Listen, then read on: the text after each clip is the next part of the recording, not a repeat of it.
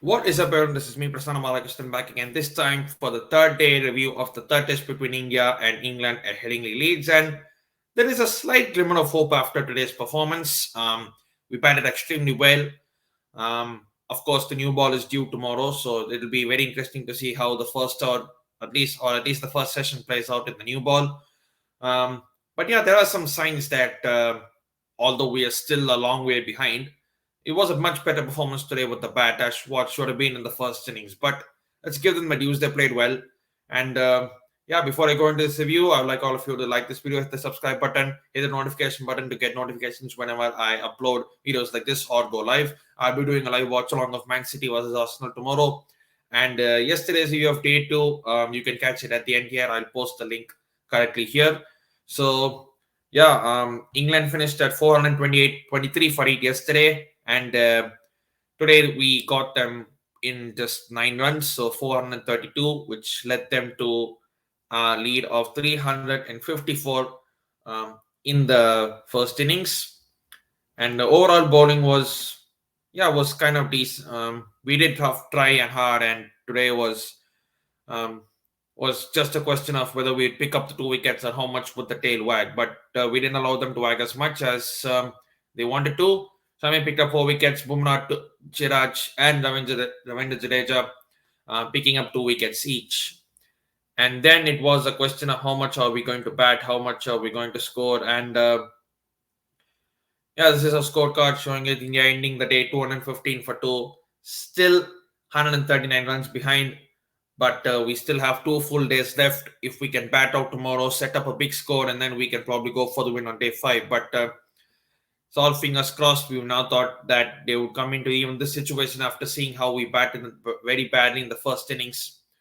But given the dues, they have played well. Rohit Sharma played extremely well. KR Rahul, he did stick around for a few deliveries before he was caught brilliantly out Johnny Bairstow. That was a fantastic catch by Bairstow. Rahul did play with a bit of hard hands, but credit to Bairstow. He stuck his left hand out. The ball stuck to him. In a joking manner in Chennai, they say அவர் பந்தை பிடிக்கவில்லை பந்து தான் அவரை பிடித்து விட்டது. So it basically translates. So he didn't catch the ball only caught him. But anyway, that was an early wicket for them, and you were thinking, oh my god, is the collapse on here? Because it was 34 when the first wicket fell. But Rohit Sharma and Cheteshwar Pujara, they stuck around. Cheteshwar Pujara batted brilliantly today. Look at that strike rate, 50.56. You don't see him bat that often. Um, what I noticed with Pujara is today is he played with a bit of soft hands whenever the balls went outside the off stump compared to the hard hands which generally we play. Rohit Sharma also played very well today. They played the balls on minute. That is what we ask from them. Play the balls on minute and do not unnecessarily play balls that you don't need to. Take the risk when you want because you do need a lot of runs, but don't succumb to pressure just because you need extra runs. And Rohit Sharma played well. He hit 1 6 also. That was a very good shot. He just did the dab over, say, Upatkar kind of thing, and that went for 6. That was a very good shot to see. And his LBW is quite contentious decision because it looked like it was going on the leg side, but then the umpire gave it out, so on-field decision would stay. If the wickets hitting was to come, umpire's call in the 3 reds that's supposed to be coming. But when you actually see the end result, when the ball just, you would say, kind of kissed the stumps, but the stumps were here and the ball was kind of here. There was like a fine, not even like a fine margin, just about. But it works for both teams. It's, you cannot just say, oh, it's a wrong decision for India. But if decision would have been given for England, for us, when we are taking England's wicket, we wouldn't complain, would we? So it is what it is. But give Rohit Sharma's dues. He did play well. Probably caught on the crease trying to flick a ball onto the leg side, which he did use many a time in that innings he played. Um, but yeah, Pujara and Kohli as well, they scored at a very good strike rate and they played the balls a minute, as I mentioned before. And we got to score a 215 for 2 at the end of day 3. Um, the England bowlers did try hard. James Anderson bowling 19 overs for 51 runs, not picking up a wicket. And Joe Root actually came on to bowl towards the end of the day. Before the new ball was about to be taken, he tried to, wickets weren't falling for his liking, so he tried to roll his arm over just to see if a wicket or two would fall. But the Indians batted him well, taking the occasional four, playing out the singles, doubles, and it was good to see us put this sort of resistance after the calamitous batting that happened on day one. And overall, it was good to see the way we bounced back today. We still have a deficit of 139 runs, so not making any predictions, but I just want us to bat. We still have 8 wickets in hand. These two are there. They are well set. They have to make a big score. Then Rahane is there. Then you have Rishabh Pant. Then you have Ravindra Jadeja, and then you have. I don't know. You cannot trust our tail. I know you can't trust our tail much, but it is what it is. We have to get the runs how whatever way we can. So we need to. So first target would be knock off the deficit by I think the second session. I think in the first two sessions we can probably knock out the deficit, hopefully without losing too many wickets, and then the last session try to pass as try to get as many runs as possible because last innings target of around 150 or 200 would be definitely very competitive. And given the way we bowled at Lords, we bowled them out in the last two sessions for 120. That I think we can do that again. Our bowling has the capability to do that again. So, but in order for the bowlers to bowl well, you need to give them a score to defend, and I think we need to do that.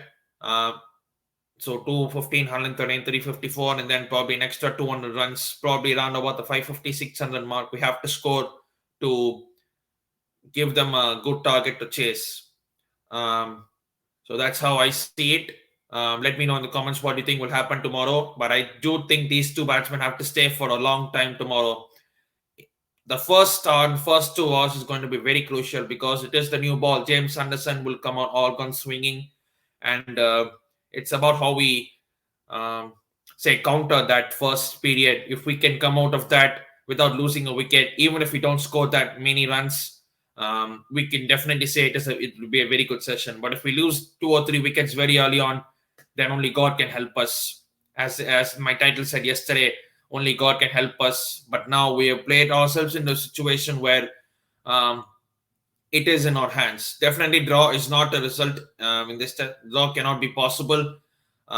It's either an England win, but in India win. But high probability that England are going to win this Test match, but India can get out from that situation um, if they bat long tomorrow and probably set a target. Because what I'm thinking is bat as much as you can, give them a target, but if we just give them the last two sessions on day five, bowling them out will be kind of difficult because you only have two sessions. But I have hopes on our team that can do the job. Fingers crossed.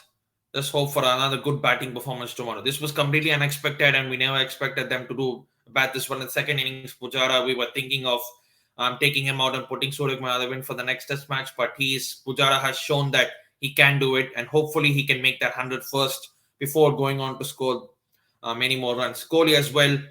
I don't want to say it, but let's just simply put the fact that he needs a big score. Let's just end it at that.